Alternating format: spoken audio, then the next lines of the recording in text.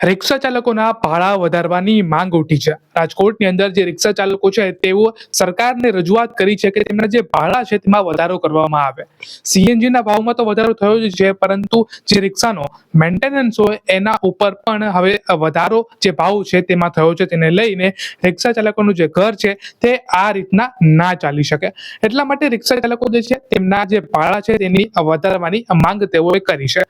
બીજી તરફ જે ઓનલાઈન રેપિડો અને એવી ઓલા ઉબર જેવી સર્વિસો છે તે ઓછા ભાવમાં રાઇડિંગ આપે છે, અને જે અત્યારે સ્થાનિક જે રાજકોટના રિક્ષા ચાલકો છે તે ભાવમાં જે સ્થળાંતર છે તે નથી કરી શકતા। તેને લઈને જ તેઓએ સરકારને રજૂઆત કરી છે કે તેમના જે ભાવ છે તેમની ઉપર વધારો કરવામાં આવે।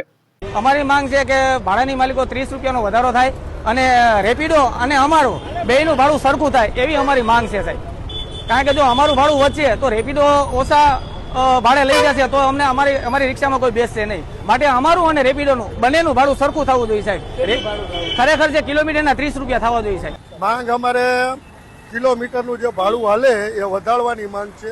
બીજા નંબરમાં કે આ મોટરસાઇકલ જે હાલે ટૂંકા ભાડામાં એ બંધ કરાવો। એને કંઈ પરમિટ છે નહીં બસ સ્ટેન્ડે કે કોઈ જાતનું એમાં પાર્સિંગ કે આવતું નથી, ને પ્રાઇવેટ વ્હીકલ કહેવાય ને એ તો મોટરસાઇકલ, તો એ કેમ આમાં ટેક્સીમાં યુઝ થાય?